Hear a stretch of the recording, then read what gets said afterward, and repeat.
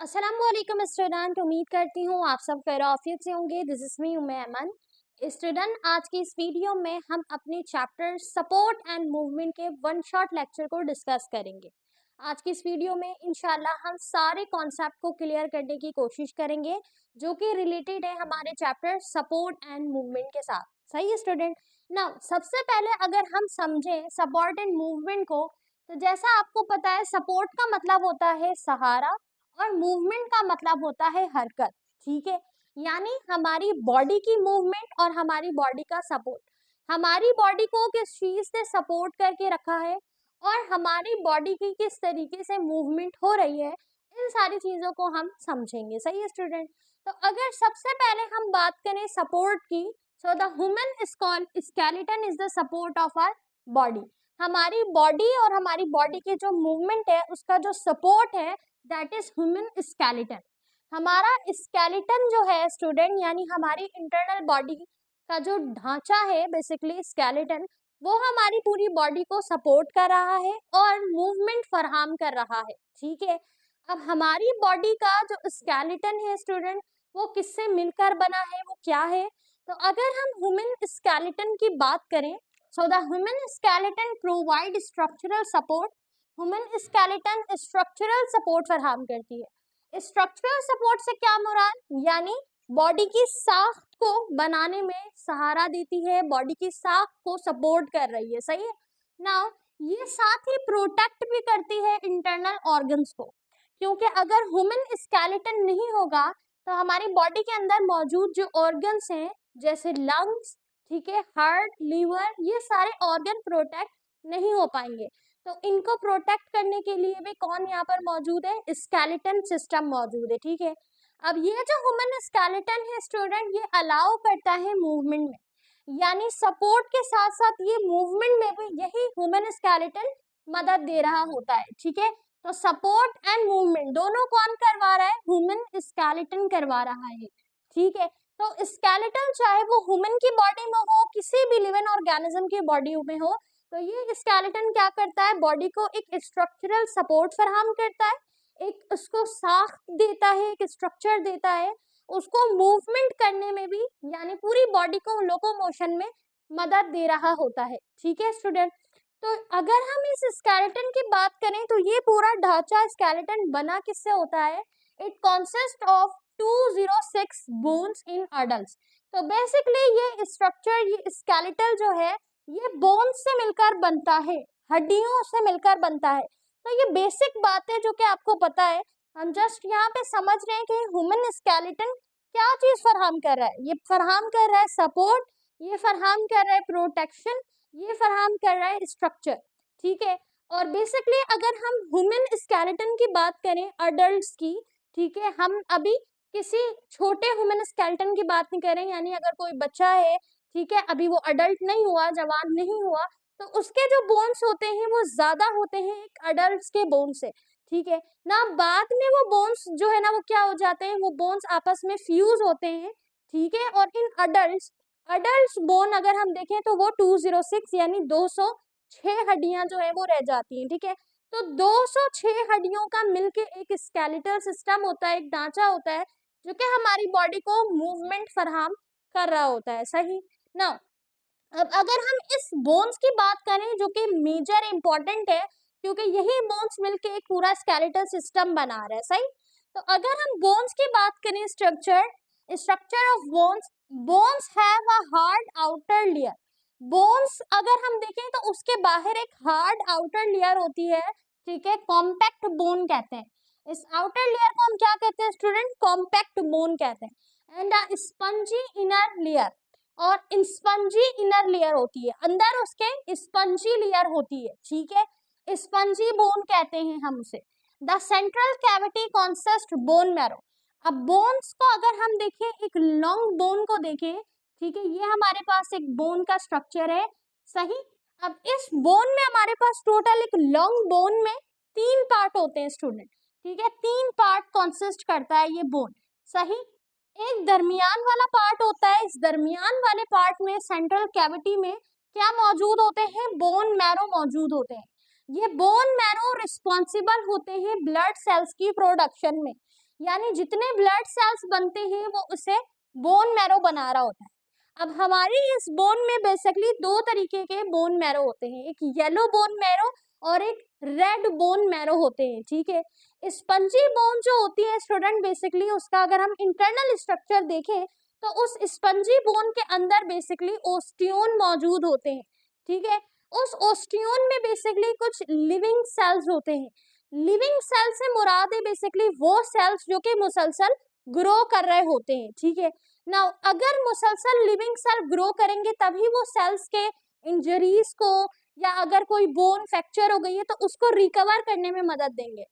अगर यहाँ पर डेड सेल मौजूद होते हैं तो वो इंजरी को रिकवर करने और ग्रोथ करने में मदद नहीं दे पाते, लेकिन लिविंग सेल जो होते हैं वो क्या करते हैं, ग्रो करते हैं, ठीक है। तो जो हमारे पास बेसिकली इस बोन्स की सेल होते हैं उनका नाम होता है ओस्टियोसाइट्स, ठीक है। इसके अलावा ओस्टियोब्लास्ट और हमारे पास कुछ सेल्स ऐसे भी होते हैं जो कि बोन मैरो के लिए एसोसिएट होते हैं, सही। नाउ जो आज हम बात करेंगे जिस चीजों की, वो हम बेसिक चीजों को डिस्कस करेंगे क्योंकि ये बेसिक चीजें आपको इंट्री टेस्ट के लिए काफी मदद करेंगी, ठीक है स्टूडेंट। तो पूरा चैप्टर आपने पढ़ा होगा, इसका कॉन्सेप्चुअल चैप्टर। हम इसके इम्पोर्टेंट कुछ चीजों को डिस्कस करेंगे जो कि ह्यूमन स्केलेटन से स्टार्ट होगा, सही ना। फिर हम मसल्स को, कार्टिलेज को भी पढ़ेंगे जो कि इंट्री टेस्ट में आपसे वन वर्ड क्वेश्चन के लिए आसानी होगी, वन वर्ड क्वेश्चन का आप आंसर दे पाएंगे, सही। तो हम अगर बात करें स्टूडेंट इस बोन के स्ट्रक्चर की, तो इन डिटेल स्ट्रक्चर में आपको मजीद चीजें देखने को मिलेंगी, ठीक है। जैसे ओस्टियोन हो गया, उसके सेल्स के टाइप हो गए, ठीक है। लेकिन अगर आपसे बेसिक पूछा जाए किसका बोन का स्ट्रक्चर, तो आपने क्या चीजें बतानी है, इसकी आउटर लेयर, इनर लेयर, ठीक है, और सेंट्रल कैविटी के बारे में। सेंट्रल कैविटी में हमारे पास बोन मैरो कंटेन होते हैं जो कि रिस्पॉन्सिबल होते हैं ब्लड सेल की प्रोडक्शन के लिए, सही ना। अब इस बोन के अंदर हमारे पास जो स्ट्रक्चर होता है ना, स्पंजी बोन, वहीं पे ओस्टियोन्स और बाकी सेल्स जो है वो क्या होते हैं, एसोसिएट होते हैं। ये दरमियान वाला पार्ट जो होता है हमारे पास बेसिकली ये बोन मैरो को कंटेन कर रहा होता है, सही ना। अगर हम इस साइड को देखें तो ये हमारे पास कहलाता है एपीफाइसिस, एपीफाइसिस के अलावा मेटाफाइसिस, मेटाफाइसिस के अलावा डायफाइसिस। तो ये तीन बेसिकली एक लॉन्ग बोन के पार्ट होते हैं, सही। इसके अलावा अगर हम बात करें स्ट्रक्चर ऑफ कार्टिलेज की, तो कार्टिलेज है क्या, कार्टिलेज बोन्स के साथ अटैच्ड होते हैं, ठीक है। हमारी बोन्स में कुछ कार्टिलेज अटैच होते हैं, ठीक है, जो कि इसको प्रोटेक्शन फराहम कर रहे होते हैं, ठीक है, फ्रैक्चरेशन से, इसको रगड़ से बचा रहे होते हैं, ठीक है। तो बेसिकली अगर हम कार्टिलेज को देखें स्टूडेंट, तो कार्टिलेज क्या है, cartilage is a flexible connective tissue. Cartilage हमारे पास फ्लेक्सिबल कनेक्टिव टिश्यू है, ठीक है, विदाउट ब्लड सेल। ये अटैच्ड होती है बोन के साथ, ये प्रोवाइड करती है कुशन इन जॉइंट। यानी अगर हम बोन्स को देखें तो दो बोन्स के दरमियान, अब यहाँ पे ये बोन्स एक और बोन्स है, सही, एक रफ सा स्ट्रक्चर बनाया मैंने, यहाँ पर हमारे पास एक और बोन है, ठीक है। अब इस बोन्स के दरमियान पे यहाँ पर जो जॉइंट है ना, इस जॉइंट में बेसिकली कार्टिलेज मौजूद होती है, ठीक है। तो ये इस कार्टिलेज में सपोर्ट फराहम करती है और ये रिड्यूस करती है फ्रिक्शंस को, रगड़ को रिड्यूस करती है ताकि बोन्स में मूवमेंट के दौरान कोई तकलीफ ना आए। अगर हमारे बोन्स के जॉइंट के दरमियान में, किसी भी जॉइंट के दरमियान में कार्टिलेज मौजूद ना हो तो हमारी बोन्स को मूव होने में मुश्किल होगी, ठीक है, उसके दरमियान में एक रगड़ पैदा होगी, सही ना। इस तरह हमारी बोन्स भी डैमेज होगी और हम मूवमेंट नहीं कर पाएंगे। इस बोन्स के जॉइंट के दरमियान में कार्टिलेज होते हैं, कार्टिलेज एक कनेक्टिव टिश्यू की लेयर है, ठीक है। कार्टिलेज में एक बोन है लेकिन प्रॉपर बोन नहीं है, बोन हार्ड होती है, कार्टिलेज क्या होती है, सॉफ्ट होती है। ये सपोर्ट जो है उसे फराहम करती है, प्रोटेक्शन फराहम करती है और फ्रिक्शन से बचाती है, सही है ना। कार्टिलेज बेसिकली मौजूद कहाँ पर होती है, कार्टिलेज हमारे जो है ना वो नोज में, हमारे एयर के पीना में मौजूद होती है, सही। अच्छा, आपसे डिफरेंस पूछा जा सकता है बोन्स और कार्टिलेज का कि बोन्स और कार्टिलेज में फर्क क्या है। बेसिकली अगर हम बोन्स की बात करें तो ये हार्ड होते हैं, they are hard rigid structure, rigid कहते हैं टफ को, बहुत सख्त स्ट्रक्चर को, दैट प्रोवाइड सपोर्ट। अब ये इतने हार्ड इसलिए क्योंकि ये सपोर्ट फराहम कर रहे हैं, सहारा फराहम कर रहे हैं, साथ ही प्रोटेक्ट कर रहे हैं किसको, ऑर्गन्स को, सही। एंड असिस्ट इन मूवमेंट, और ये मूवमेंट में मदद दे रहे हैं। दे कंटेन ब्लड वेसल, अब इस बोन के अंदर ब्लड वेसल्स मौजूद होती है, ठीक है। And have a high mineral content, और मिनरल्स भी मौजूद होता है जैसे मेनली कैल्शियम एंड फॉस्फोरस। तो हम अक्सर कहते हैं ना कि मिल्क जो है वो हमारी बोन्स के लिए अच्छा है, मिल्क जो है वो हड्डियों को मजबूत करता है।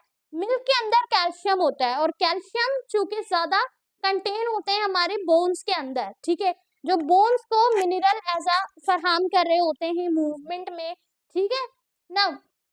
अब अगर हम बात करें कार्टिलेज की, तो कार्टिलेज इसके बरक्स एक फ्लेक्सिबल स्ट्रक्चर है, ठीक है, स्मूथ टिश्यू का है, और ये रिड्यूस करता है फ्रिक्शन इन जॉइंट, जॉइंट के दरमियान, दो हड्डियों के दरमियान फ्रिक्शन को रोकता है, खत्म कम करता है, ठीक है, सपोर्ट फराहम करता है। ये सॉफ्ट स्ट्रक्चर है, ठीक है, जैसे एयर और नोज। अब ये सॉफ्ट स्ट्रक्चर में मौजूद है, जैसे हमारे नोज की टिप हो गई, हमारा ईयर हो गया, यहाँ पर मौजूद होते हैं कार्टिलेज, ठीक है। And lack blood vessel, cartilage में ब्लड वेसल्स नहीं होते, ठीक है, making it slower to heal. अब चूंकि यहाँ पे ब्लड वेसल्स नहीं है, तो ये अगर कार्टिलेज डैमेज होते हैं, इंजरी होती है, तो ये आहिस्ता आहिस्ता हील होंगे, ठीक है।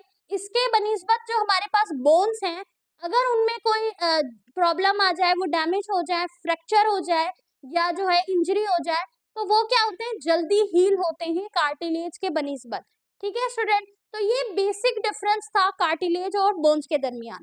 कार्टिलेज और बोन्स अटैच्ड होते हैं, कार्टिलेज, बोन्स और हमारे पास मसल्स है, ये मिलकर पूरा स्केलेटल सिस्टम बना रहे हैं। मसल्स बेसिकली स्केलेटल सिस्टम के ऊपर लगा होता है, ठीक है। कार्टिलेज दो जो हमारे पास बोन की जॉइंट है उसके दरमियान होता है, ठीक है स्टूडेंट। तो ये बेसिक चीजें हैं, बेसिक क्वेश्चंस आपसे पूछे जाएंगे। ये बोन्स, ये कार्टिलेज बेसिकली सपोर्ट और मूवमेंट में मदद दे रहे होते हैं, ताकि हमारी बॉडी जो है वो मूव कर सके। हमारी बॉडी कैसी है, मोटाइल है, उसे मूवमेंट की, लोकोमोशन की नीड होती है, ठीक है। तो हमारी बॉडी में जितनी मूवमेंट हो रही है वो इस स्केलेटल सिस्टम की मदद से हो रही है, ठीक है स्टूडेंट। नाउ अब हम फर्दर पढ़ते हैं स्केलेटल डिविजन्स के बारे में, कि हमारी ह्यूमन बॉडी में जो स्केलेटन मौजूद है वो किस तरीके से डिवाइड हुआ है। तो स्टूडेंट अब अगर डिस्कस करें हम डिवीजन ऑफ ह्यूमन स्केलेटन को, तो वेरी फर्स्ट ह्यूमन स्केलेटन को डिवाइड किया गया है दो पार्ट में। The skeleton is divided into two parts, यानी जो पूरा स्ट्रक्चर है ह्यूमन स्केलेटन का, उसमें हमें दो हिस्से देखने को मिलते हैं, ठीक है।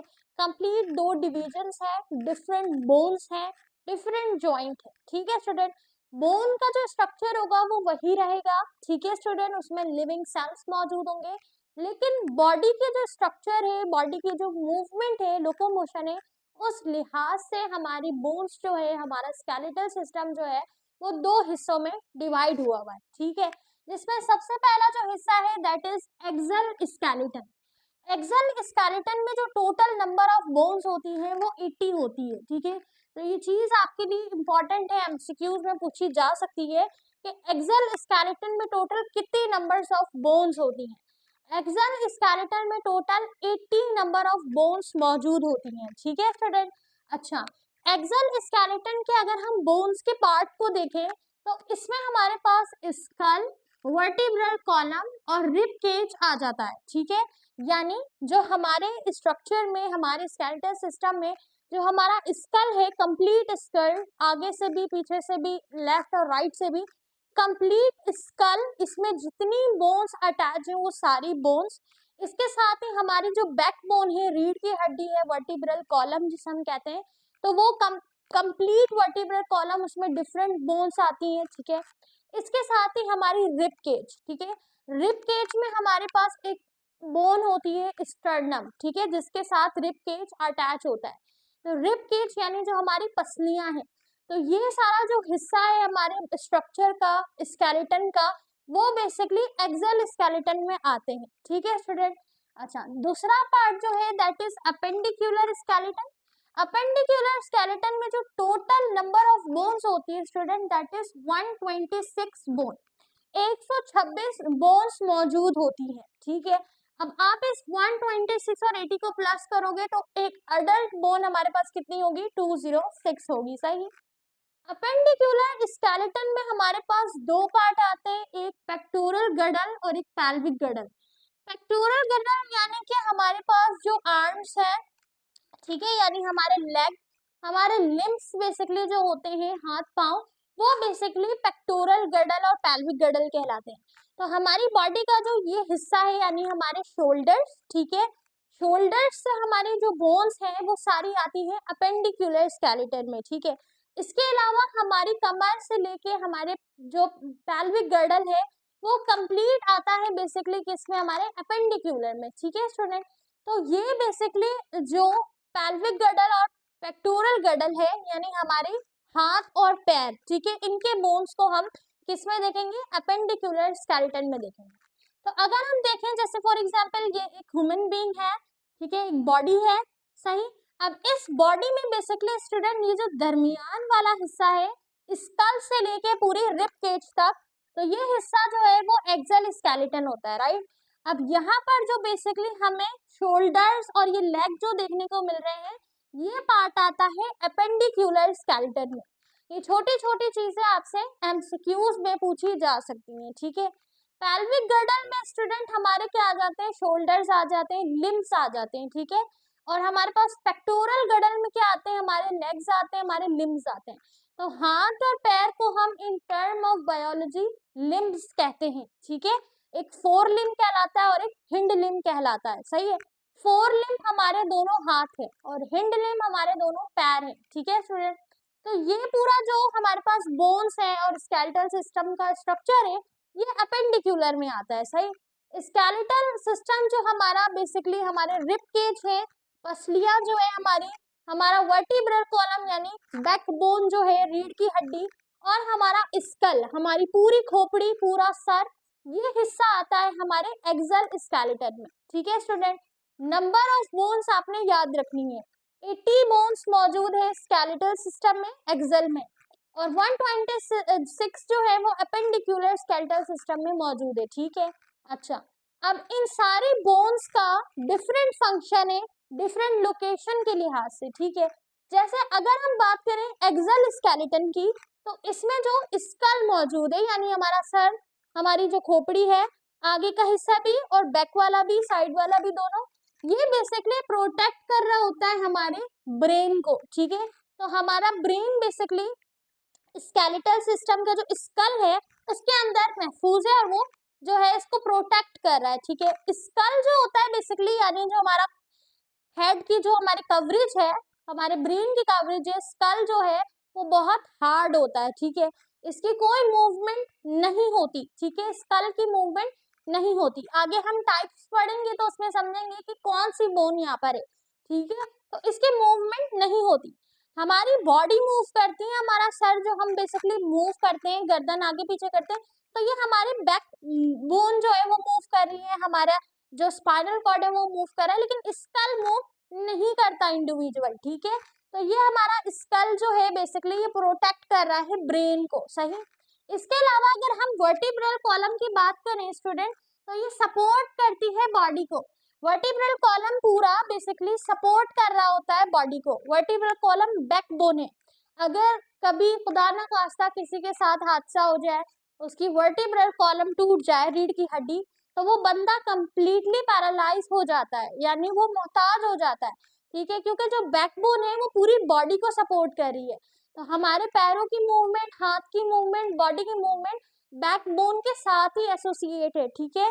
तो बैकबोन पूरी बॉडी को सपोर्ट कर रहा है, ठीक है, रीढ़ की हड्डी, सही। इसके अलावा अगर हम बात करें स्टूडेंट रिब केज की, जो हमारी पसलियां हैं, ये प्रोटेक्ट करती हैं हमारे हार्ट को और हमारे लंग्स को, ठीक है। आपने देखा होगा कि बेसिकली जो हमारी पसलियां हैं उनका स्ट्रक्चर कुछ इस तरीके का होता है। ये दरमियान में जो बोन होती है स्टूडेंट, ये कहलाती है स्टर्नम, ठीक है, स्टर्नम।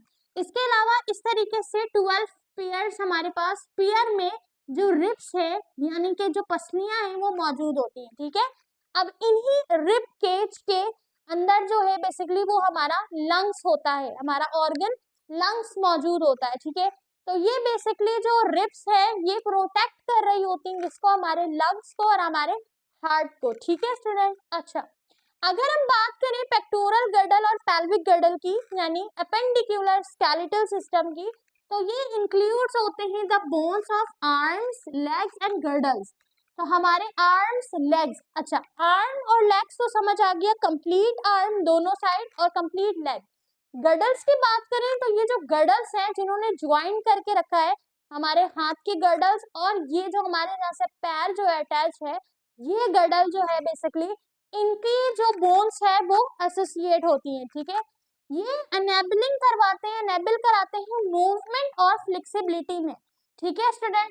तो हमारे जो पैरों की बोन्स हैं और जो हाथों के बोन्स हैं, तो ये कंप्लीट लिम्स, हाथ और पैर, आर्म्स, शोल्डर, इनके जो गर्डल्स हैं ये ज्यादा फ्लेक्सिबल है, ज्यादा फ्रीली मूव कर रहे हैं। ठीक है स्टूडेंट। तो ये बेसिकली फ्लेक्सिबिलिटी और मूवमेंट में मदद दे रहे होते हैं। सही। नाउ अब हम बात करते हैं स्टूडेंट टाइप ऑफ जॉइंट्स की, कि हमारी हड्डियों के दरमियान कौन कौन से जॉइंट्स की किस्म है। बेसिकली जॉइंट्स क्या है, वो कनेक्ट कर रहा है बोन्स और अलाउ कर रहा है मूवमेंट को।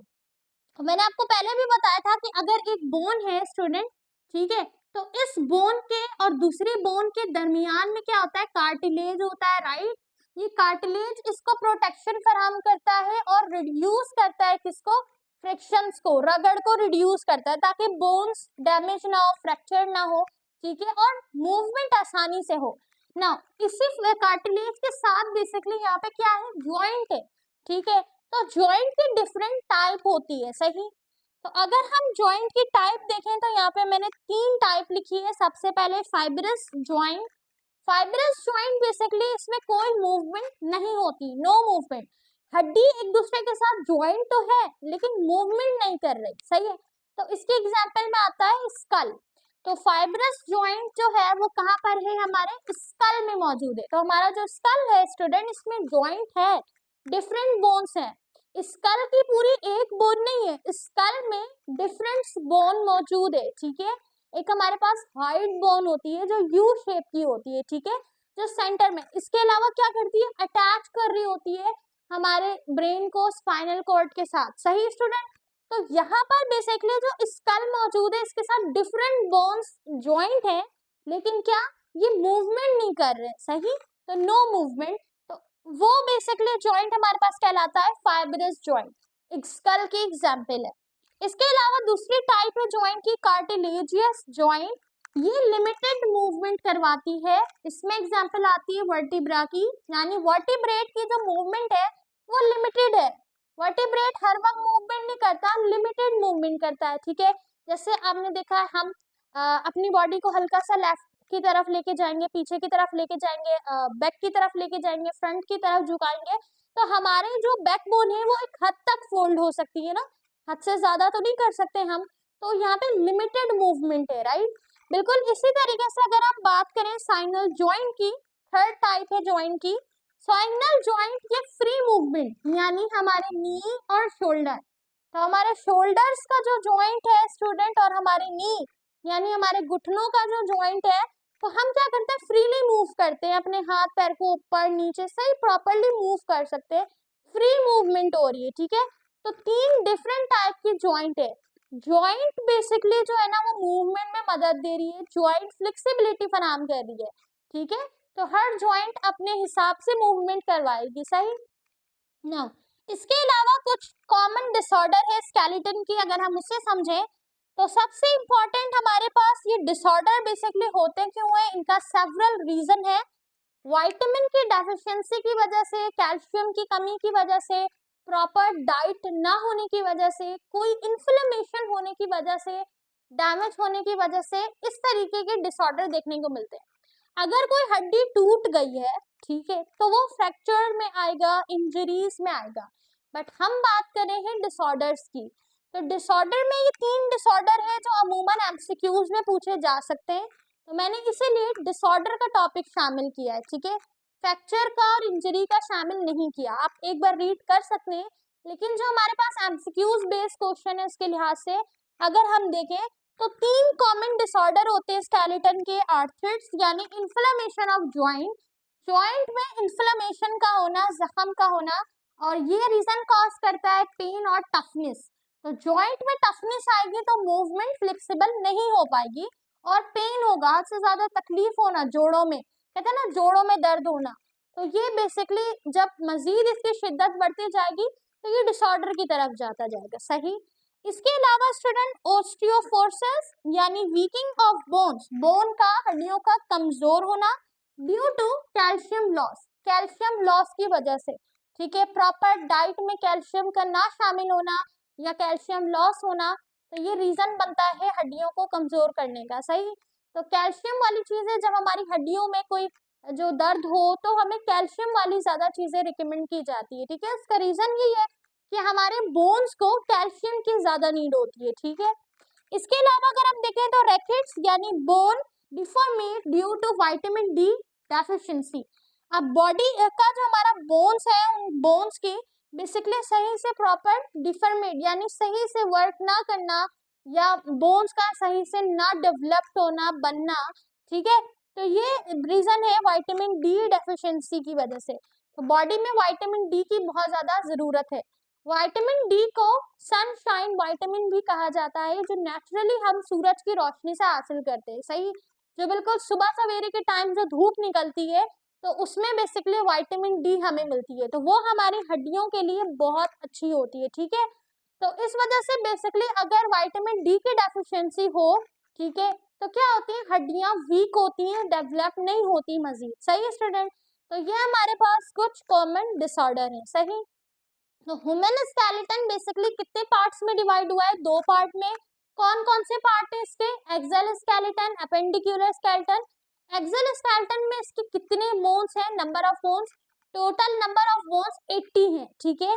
नंबर्स ऑफ बोन याद रखना है आपने। और इसके अलावा अपेंडिकुलर में टोटल नंबर ऑफ बोन्स 126 है, ठीक है। जो एक्सल स्केलेटन है इसमें 2 मेन पार्ट्स हमारे पास आते हैं, पेल्विक गर्डल और पेक्टोरल गर्डल, ठीक है।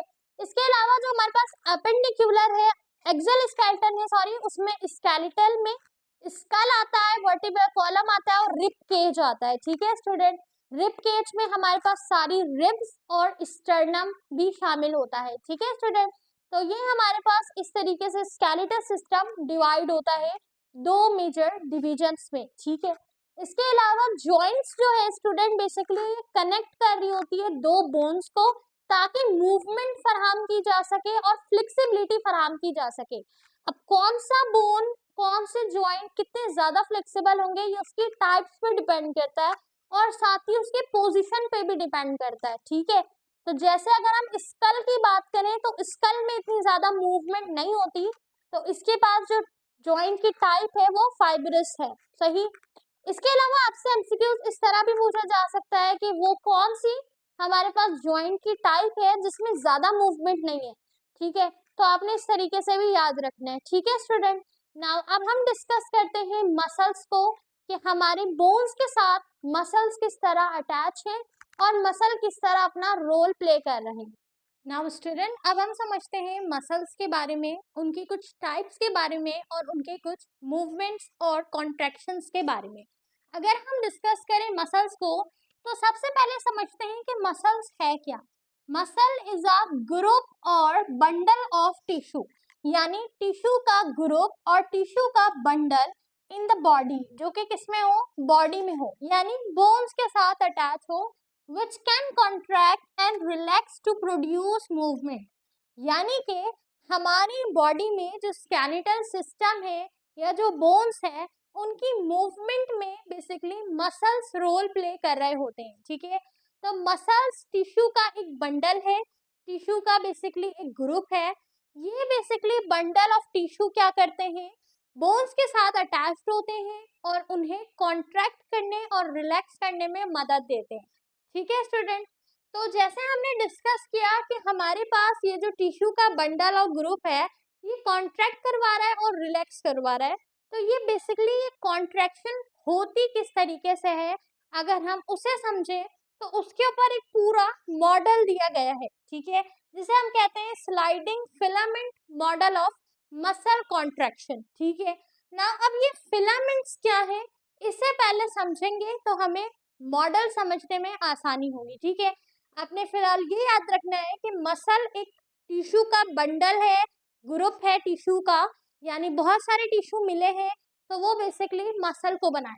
जब बहुत सारे टिश्यू मिलते हैं, डिफरेंट टिश्यू, तो वो किसी ना किसी ऑर्गन को बनाते हैं। ऐसा ही है। नाउ डिफरेंट टिश्यू की लेयर जब मिलेगी, बंडल जब टिश्यू का मिलेगा, तो वो मसल बनाएगा जो कि बोन्स के साथ अटैच होंगे।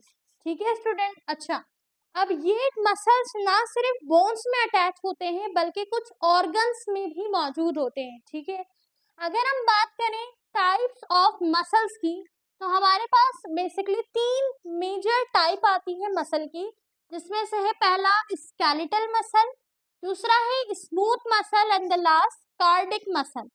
अगर हम बात करें स्केलेटल मसल की स्टूडेंट, तो स्केलेटल मसल वॉलेंट्री कंट्रोल में होता है। वॉलेंट्री कंट्रोल से मुराद कि बेसिकली हम इसको कंट्रोल कर सकते हैं, यानी हमारी बॉडी में जो मसल्स हैं वो स्केलेटल मसल है। स्केलेटन के ऊपर, बोन्स के ऊपर जो मसल्स होते हैं वो स्केलेटल मसल होते हैं। तो हम बेसिकली अपने हाथ पैर को अपनी मर्जी से मूवमेंट करा सकते हैं, तो ये हमारे वॉलेंट्री कंट्रोल में है। ठीक है, हम चाहें तो मूवमेंट कराएं, नहीं चाहें तो नहीं कराएं। ठीक है, तो ये वॉलेंट्री कंट्रोल में है। सही। इसके अलावा ये स्ट्रेटेड होते हैं। ठीक है, स्ट्रेट होते हैं, खिंचे हुए होते हैं। इसके साथ ये अटैच होते हैं बोन्स के साथ, यानी अगर इनकी लोकेशन देखी जाए तो स्केलेटल मसल बोन्स के साथ अटैच होते हैं। ठीक है, यानी हमारा स्केलेटल सिस्टम में ही ये मसल्स अटैच होंगे। ठीक है, तो उसे हम कहते हैं स्केलेटल मसल्स। ठीक है स्टूडेंट। अच्छा, इसके अलावा अगर हम बात करें स्मूथ मसल की, तो स्मूथ मसल इनवॉलेंट्री कंट्रोल में होते हैं। इनवॉलेंट्री कंट्रोल से मुराद यानी हमें फिक्र नहीं होती इसके कंट्रोल की, ये अपने हिसाब से कंट्रोल कर रहे होते हैं मूवमेंट को। ठीक है, इनवॉलेंट्री कंट्रोल में स्मूथ मसल जैसे हमारे जो ऑर्गन्स हैं, यानी कि डिफरेंट ऑर्गन, जैसे कि हमारा intestine, small intestine, large intestine, यहाँ पर जो मसल्स मौजूद होते हैं वो स्मूथ मसल्स होते हैं। तो हमारे इंटरनल ऑर्गन्स में मूवमेंट कराने की बेसिकली जो कंट्रोल है वो हमारे इख्तियार में नहीं है। ठीक है, वो हमारे इख्तियार से बाहर है। तो ऑर्गन अपने हिसाब से मूवमेंट करते हैं। ठीक है, तो वो अंडर वॉलेंट्री कंट्रोल है, इनवॉलेंट्री कंट्रोल में। ठीक है ना। इसके अलावा ये नॉन स्ट्रेटेड होते हैं, यानी स्ट्रेट नहीं होते हैं, खिंचे हुए नहीं होते हैं। फाउंड कहाँ पर होते हैं स्टूडेंट? ऑर्गन्स में फाउंड होते हैं, स्पेशली इंटेस्टाइन में। ठीक है, इंटेस्टाइन में होते हैं, स्मॉल और लार्ज इंटेस्टाइन में ना। इसके अलावा जो थर्ड टाइप है दैट इज कार्डिक मसल।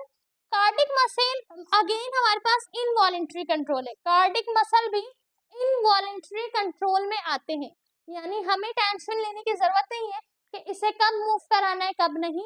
ये अपनी बॉडी के हिसाब से, अपनी सर्कुलेशन के हिसाब से मूवमेंट कर रहे हैं।